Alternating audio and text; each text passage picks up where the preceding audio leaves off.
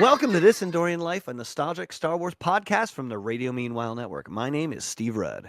I'm Nick Gunning, and we're taking apart the world of Star Wars Lego brick by brick. Today, we are discussing the new Yoda Chronicles episode Raid on Coruscant, which premiered on Disney XD September 7th, 2014. That's right. Quite a long time ago. It's a real misnomer It is now, calling yeah. this the new Yoda Chronicles. It's very much not the Yoda Chronicles anymore, but that's okay. That's all right. This was released on starring hardly Yoda. Yoda cameos. This was released on DVD in September of 2025. Once again, written by Michael Price, directed by Michael Hegner. And our only classic returning character, voice actor, I should say, reprising their role as Anthony Daniels as C-3PO. That's right. Always. Our Star Wars link for this episode is Brian Dobson, who voices Jack in this episode. I guess Jack is really the only link between the first season and second season. That's the only thread that's kind of gone through. And yet he's not the main character, but it's not fine. Even close. It's fine. Brian Dobson voices Jack, but he also voiced another character that is beloved on our show. He voiced the ever-loving blue-eyed thing in all 26 episodes of the 2006 series Fantastic Four: World's Greatest Heroes. That is a better representation of the Fantastic Four and Thing than we saw in Fred and Barney Meet the Thing. So yes, that's a good time, that show. What did he say when he put on the ring? Like shabba dabba dooya, or no, he said bimbalang, and then said, put it on. Thing ring, do your thing. Oh, thing ring, do that makes more sense. Yeah, but no, I know what you mean. Thing ring, do your thing, and then he would. I think you're thinking of Babu in the genie. Oh, I'm thinking of Babu. Yeah, he had some yabble dabble. Yabble dabble. Yeah. I really think. Annoying. I mean, I quite liked the new Fantastic Four movie, but outside of that, I would say this 2006 series, Fantastic Four: World's Greatest Heroes, is probably the best representation of the Fantastic Four. Yeah, it's a good show. It's funny how Fantastic Four has been remade so many times, and how, at what point do you think, I remember when this movie was coming out and they announced it, and I was like, really? They're trying again? I know. I mean, they did it with Spider-Man. They finally got it right? So there is an aspect of okay, or at least in my opinion, I much like the Tom Holland Spider-Mans over the other ones, right? But I was thinking the last Fantastic Four, the one with Michael B. Jordan. Michael B. Jordan. That one, to me, that one was so bad.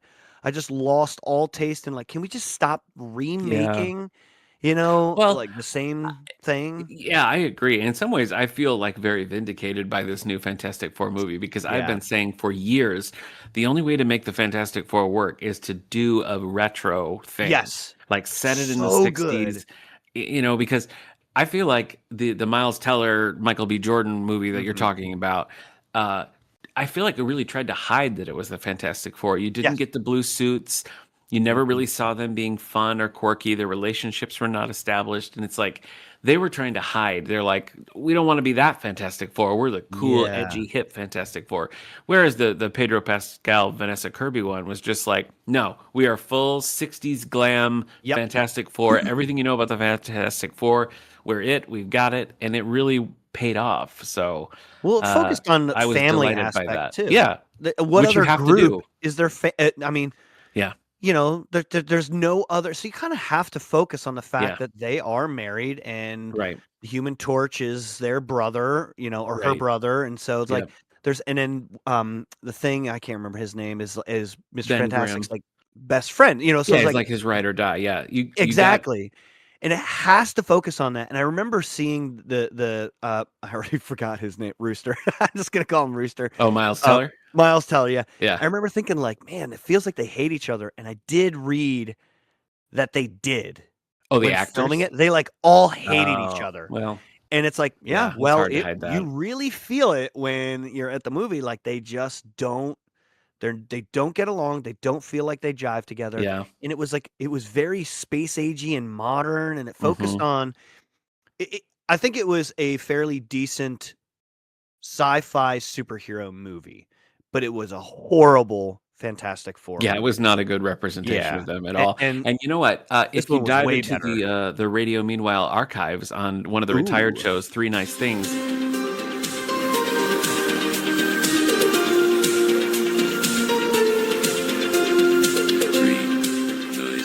Eric and crew did a whole episode about the Miles Teller Fantastic Four.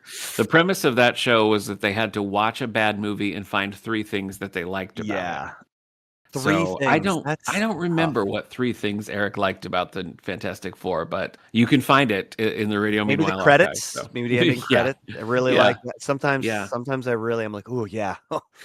That song at the end, I've been waiting for that the whole time, you know. I remember there was some cool stuff when they were in like whatever the negative world with Doctor Doom. There was some cool use of their powers, but it was like too little too late. So yeah.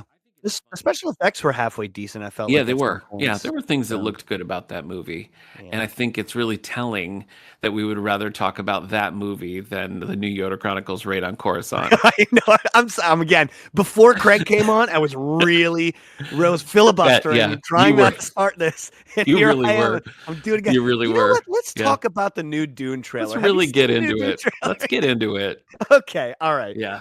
The uber detailed plot of Lego, the new Yoda Chronicles Raid on Coruscant. Yes. With the holocrons in the hands of Vader and the Emperor, all hope seems lost as rebellion sympathetic planets are now being targeted. On Naboo, many rebels escape to Kashyyyk. Obi-Wan and Yoda are joined by Qui-Gon, who thinks he's the one who was called, even though it was actually Jek. Mm-hmm. Jek was the one. Yes. With Naboo routed, the next target is Tatooine, much to the chagrin of Vader.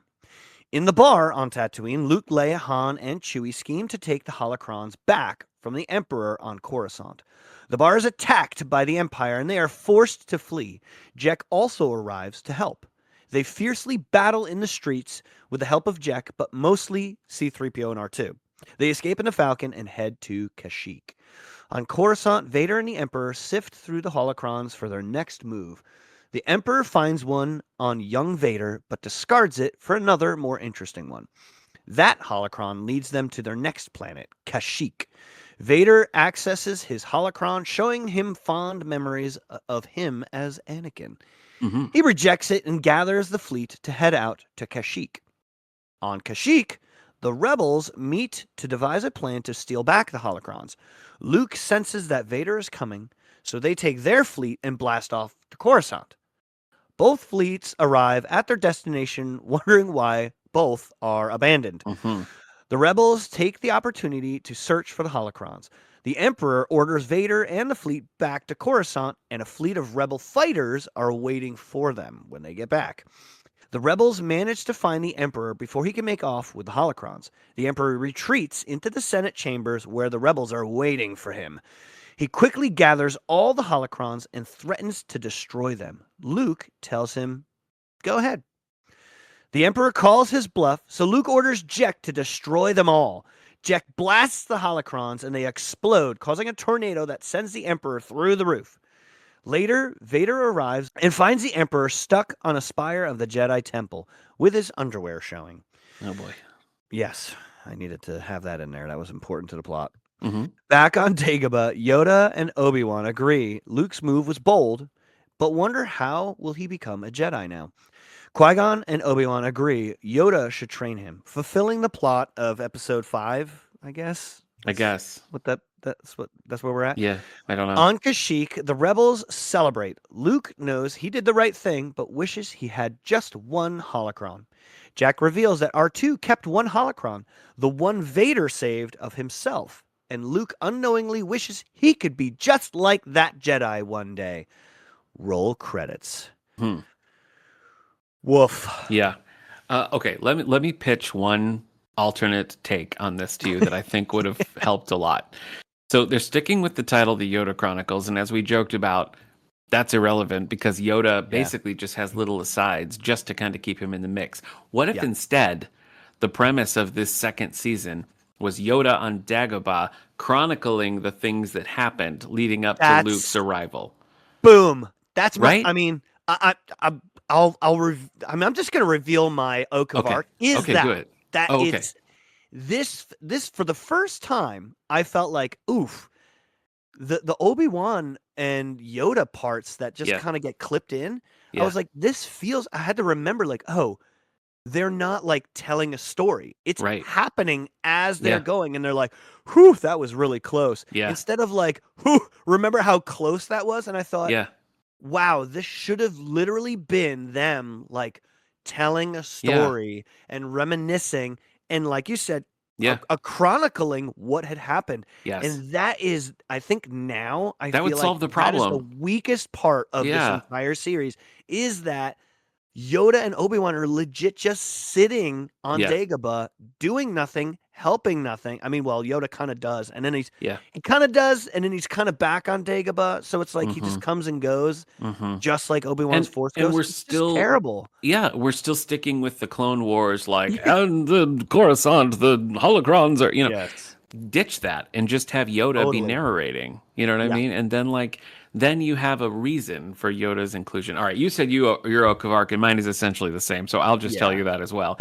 But I more specifically was focusing on the Qui-Gon part. Like, you bring Qui-Gon in just to be a dummy. I don't understand. The jar. I do love pickles though, so I appreciate that. Pickles are good. Pickles are good. I think it's funny. So you remember we used to talk about the moral lesson? I do remember that. Yeah, there was a moral lesson in this about the pickle jar, about when he goes like, oh, what you should have done is you should have just done it yourself. And I was like, oh yeah, they're on Dagobah, right? Just like, ooh, that was close, man. Yeah. Wouldn't it have been better if we were there? Yeah. Probably would have helped. Crazy Yoda, like, we're fine here, like, just watching Luke destroy all the holocrons that are apparently so important to his training that you don't make an effort to go help them. That's right. So there you go.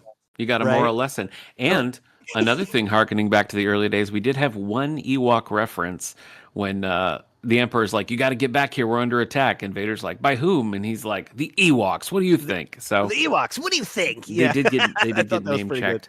There were a couple of, like, I wasn't like sitting there the whole time just like fuming, hating this. Like, it's fine. It's a passable 20 minutes. It's fine. It's just, I mean, they've gotten away from the premise, and I genuinely liked the setup to all of this. Padawan Menace in the first season, there was some fun stuff going on, and I wish that we could have picked that up. But there was a couple little sight gags that I liked when they were in the cantina. There was a sign that was like a smog warning or something, but it was like, today's scum level is, and had a number. I thought that was funny. It said hi. I did see that. That was really good. And then when they're sitting in the booth, it's just a quick pan, but there is a golden plaque above the booth that says, "In loving memory of Greedo," which I thought was funny. In loving memory.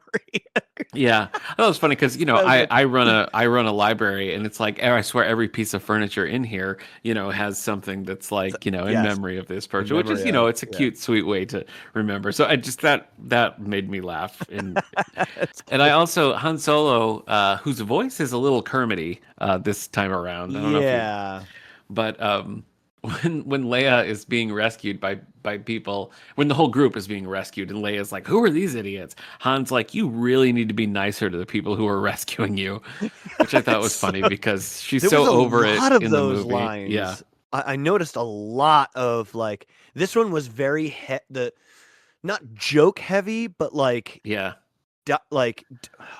I guess Easter egg dialogue heavy. Where like they were using lines from different like very, very different movies. If you notice, like I noticed one when he when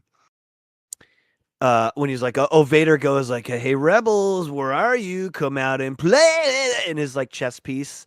Like makes his voice get modulated, like from the Warriors. That's the line from the Warriors. And I thought, well, that's a deep cut, that line. Like, not many people are gonna get that. I got it, but like, I didn't. You didn't get it. So I'm glad you're pointing it out. The Warriors come out and play. In the pickle jar scene, Qui-Gon is like, "Oh, you remember how good I am at opening jars? I have a very particular set of skills," which is, Liam Neeson in Taken. That's what he says in the Taken movies. Totally.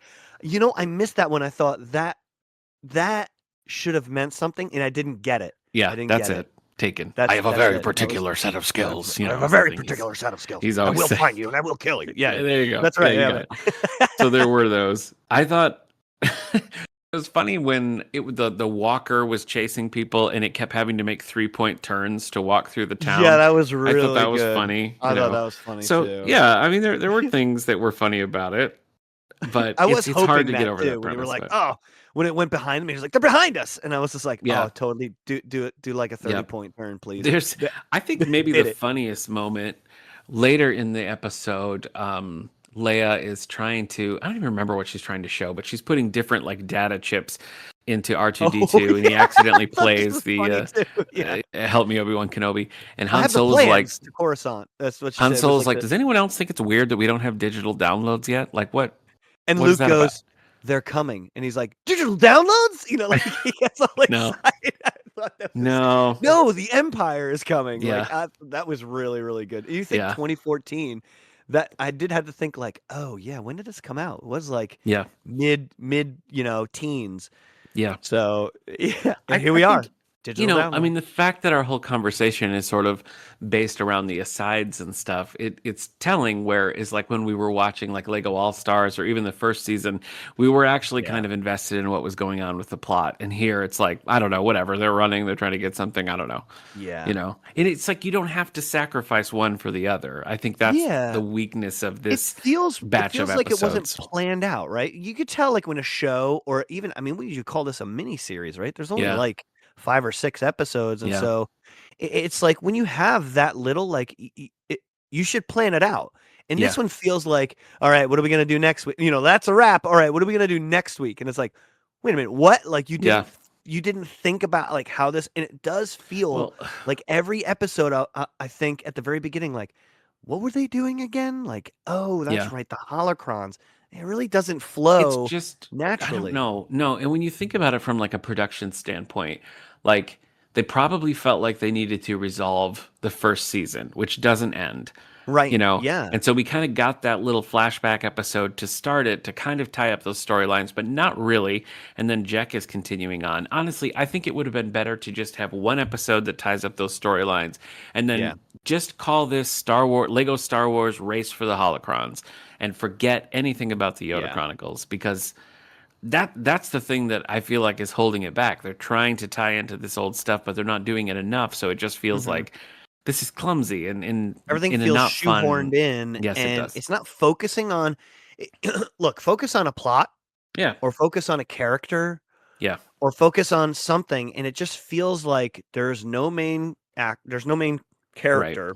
I guess I would say, and there's no main storyline. I mean, I guess this one it felt more like it was Vader's storyline, because it had to do with the holocrons and stuff like that. But it got me thinking about like. I think where I really lost it finally, I was just like, oh, when Luke was like, yeah, go ahead, destroy them all. And I'm like, destroy them all? You've just spent like 4 episodes trying to find them. It's true. And then just destroy them. And I was just like, nothing says the plot. The plot you've been watching this whole time means absolutely nothing when it comes to that. Like, I mean, except for like Lord of the Rings. Like, the whole plot was to destroy it. But it focuses on the ring, but it focuses on destroying it rather than like, we need to get them and we have to have them before the Empire. And then when the Empire gets them, you want to destroy them. It just nothing means anything anymore at that point. I have to preface this by saying that I don't want to talk about The Last Jedi, but that's what The Last Jedi did, right? I mean, it's like all these plot points you've been following, they're burned up, Yep, and that is kind of what happened here. This whole season, 3 or 4 episodes or whatever have been built around these holocrons, and I mean, there is one left, one remains, so I guess you can say that the plot is going to continue, but true. I don't know. Why not make Jack the main character? Why not do something interesting? I don't know. But we're being so mean. So let's get to our Ichiwawa moment. Give me something fun. Give me something fun. I thought at the very beginning his chest button joke. That's mine. When he was, yeah, it was so good. I laughed out loud for that one. Yeah. When he was just like, they would leave them back home, and Emperor was like, "What?" He's like, "Oh no, my chest piece just malfunctioning." And he like tries to play it. It gets off. a little like auto-tuney. He sounds like Cher and Believe or something for a minute. He's like, that was so good because that's Luke's sign. That's Luke's line, and that's such like.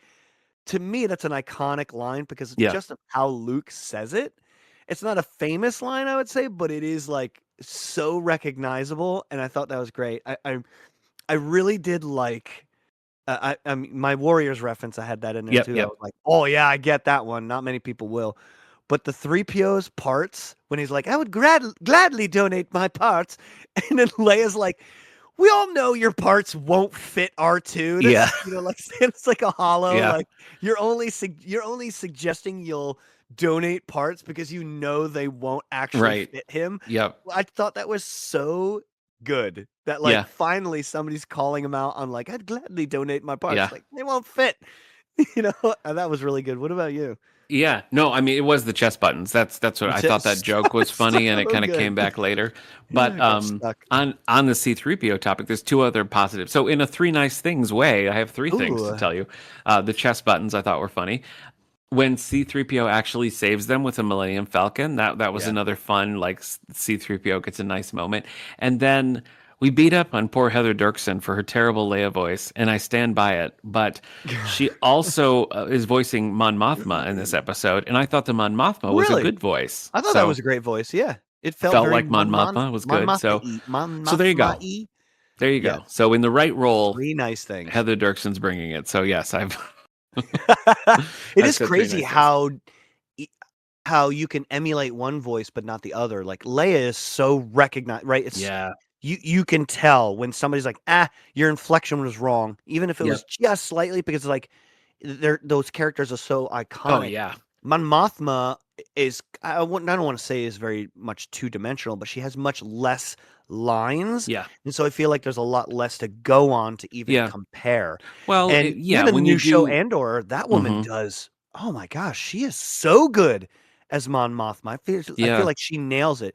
So there's there's a little bit less to go on, but it's that real soft kind of proper British inflection and stuff, and I thought she was doing that really well. So I'll balance out my negative critique of her Leia with a positive of Mon Mothma. How many yub nubs? I don't know, man. This one was really. It's like a 2.5 for me. I was going to say 2. I was going to say 2. Bad. Yeah. You could say 2. Maybe I should. 2.5 is halfway. I feel like sometimes 3 should be like the mediocre halfway, but really is 2.5. Yeah. So if it is 2, you're right. It's probably 2. Probably 2.5 in that area. It kind of does that thing where it's like the unforgivable thing of being unremarkable. Because if something is this terrible, one's very unremarkable. Like if there's something terrible, it just stays in your mind forever. If something's great, you're like, woo. But this is just kind of like, I didn't hate it. I didn't particularly enjoy it. And that's it. So it's unremarkable and forgettable. Yeah. Right? Like we remember the worst Ewok episodes and the best Ewok episodes. And there are a ton that are in between that I'm like, if you said like, remember when this happened, I'd be like, I don't. Yeah. But like, like always everyone remembers the traveling Jindas and Larry. Like, I mean, traveling come on, Oh my gosh. That horrible Gulliver's Travel episode. Anyway, we don't have to go down the road. We digress. Yeah. Yes. I am optimistic about next week because we're heading into the world of Stargate, which I know so little about. But we're going to watch the animated series. Okay, good. Then we'll have a nice balance. I have the coolest Stargate SG-1 I remember that. Full edition. I remember that. I think it's definitely Chinese because no one would come out in a version this cool. If anyone's ever seen it, it's like a gold collector's box with like this Stargate on the front, and it's just beautiful. It is the most like. It is the worst way to keep something because it's not traditional, doesn't fit traditionally. And when you open it, it's literally all the seasons in 2 envelopes. It's just like that's no good. It's not practical at all. That's not what you want. No. But Oh man, it is like that's something that I've kept. I've sold all kinds of other stuff, but that one I've kept because it just you gotta do it. So cool. Well, much like with our Rambo episode, I figured that I couldn't start with this cartoon, so I did watch the movie. Yes, James Spader, which I had never seen before. So I watched the movie, and so good. We'll see. Man. Well, maybe I'll watch a little bit of the live action. This is going to be too. more like SG-1. I'm guessing. Probably, yeah. So maybe I mean, I guess I have Anderson. I have seen. I know I've seen the pilot of that show. I know I've seen a couple episodes, but like 20 years ago, it was never something that like clicked for me. So I'll have to suggest an episode or two for you. I think they're somewhere. They're on Netflix or something. You can find them anywhere all the time. They're never not available on any streaming platform. True. Yeah, it seems like they're all over the place. They just change. It just changes from, So that's what we're doing. Stargate Infinity Episode 1 Decision, which this is readily available on YouTube and places like that. So it's easy to find too. So if you've never seen it, watch along with us and we will reconvene in 2 weeks to talk about that. I cannot wait. Me neither. I will see you then.